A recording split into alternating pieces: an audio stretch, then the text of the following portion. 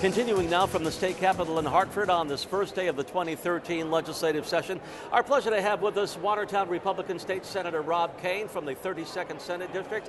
And so much going on, a lot of noise in the background. It kind of gets the energy going, doesn't it, it's like on the first opening day of school. It is, indeed. Senator, good to have you with us. Let's start off with the governor's State of the State address. What stood out in that? Because he more or less wants to set the tone of what we're going to be trying to cover in the 2013 session. Yeah, Jeff, I think there was some good and some bad. Certainly he's done a wonderful job handling the horrific events of the Newtown tragedy, and he's been there for the families, and he's done a great job.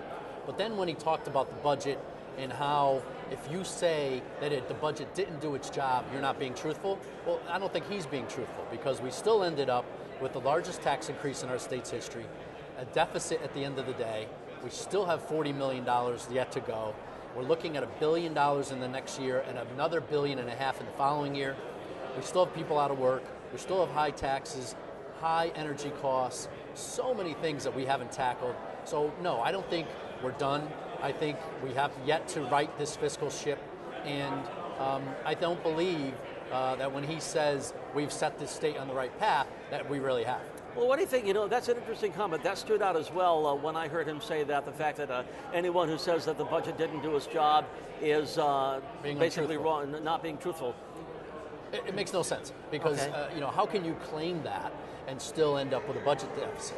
How can you fix these problems by raising taxes? All we talk about, Jeff, which frustrates me to no end and should frustrate your viewers, is we always talk about revenue, right? How do tolls, Sunday sales of alcohol, red light cameras, you could go on and on and on. We never talk about spending. You and I and your viewers have done it. We've tightened our belts, we've reduced our expenses. Why can't the state of Connecticut do that? And that's what irks me, I guess. I think spending is a bad word, and revenue is a bad word. I think we should be looking at the size of government and how to reduce that and better serve our citizens. Well, of course, the budget address comes in February. Now, Senator Kane, back in December when you had the budget deficit mitigation special session, no talk of tax increases at that time. Do you expect that to change? I'm so thankful for it. And the reason for that, Jeff, is because the Republicans were in the room. And we kept them to task. You can't raise taxes $1.8 billion and then expect to do it all over again. Raising taxes just doesn't work. People don't enter areas where there's high crime. They don't spend money where there's high taxes. It's just a simple premise. So, no, I believe that we have to have a bipartisan approach. We need all of us in the room together, share ideas, exchange ideas, work late nights over cold, bad pizza, and go line by line into this budget and figure out ways we can reduce spending. Now, a year ago, there was a lot of talk about the one-party rule.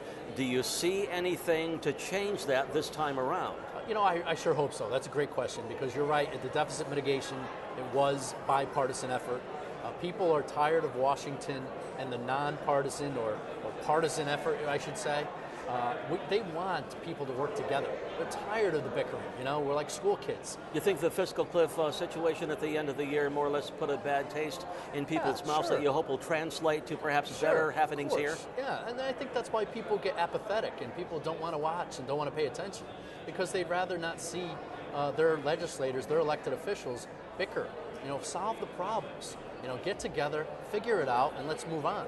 So I think if they have us in the room, which again, they didn't last time, I think we'll right this ship. But if they don't, then you'll see further problems the way we pointed out already. Let's talk about gun control. Of course, a very poignant situation. Newtown, the governor brought that up in the State of the State address. Of course, we had the superintendent of schools from Newtown in the House and Senate chamber today. He talked about that. The governor became visibly emotional because, of course, we know that day that he had the, the responsibility fell on him to tell the families that some of their children wouldn't be coming back. Unbelievable story. Any parent cannot hold the tears back when thinking about that. Yep. But with that, of course, there would be a discussion on gun control. We know that we're going to have to be looking at the federal happenings on that as well. But what would you see happening here? Well, first, again, he did a great job with the families and, along with all the other individuals who responded, the mental health professionals, the first responders, all those people, the teachers came together. It was incredible. But we have to have the conversation in a multifaceted approach. It can't just be just about guns. We have to talk about mental health. We have to talk about families and the family unit. We have to talk about school safety. We have to talk about education. So I think it has to be driven in a way where every issue is tackled and brought to light. So let's see it that way, not just basically on one issue. Senator, just about a minute and a half to go. What would you like to bring home to the 32nd Senate District? You know, I think, the 32nd District is a wonderful district. I love representing it. They're people that are the salt of the earth. And what they really want is, less government. Let me do my job. Let me grow and raise my family and just stay out of my way. Lower my taxes and just stay out of my way. And I think that's what people want. And I tend to see that more of a libertarian approach every year I'm up here.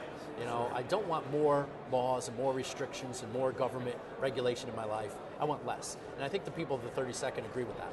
Okay. A final minute, any big projects coming to light in Watertown, Thomaston, the Naugatuck Valley towns that you represent? There's a lot happening. As you may know, I talked about the Oxford Airport Development Zone last year. That will help the surrounding communities, and that'll move forward. We're going to create jobs, we're going to move things forward and do much better. Okay. And it's going to be a busy time, and we'll be back to see how things are going. Look forward to it. Rob, thank you very much. You. You bet. Our guest on Meet the Leaders this time around has been Republican State Senator Rob Kane, a Republican from Watertown representing the 32nd Senate District. And that'll wrap it up for this program from the state capitol in Hartford on this first day of the 2013 session. I'm Jeff Zeiner, your host for Meet the Leaders. Thanks for joining us.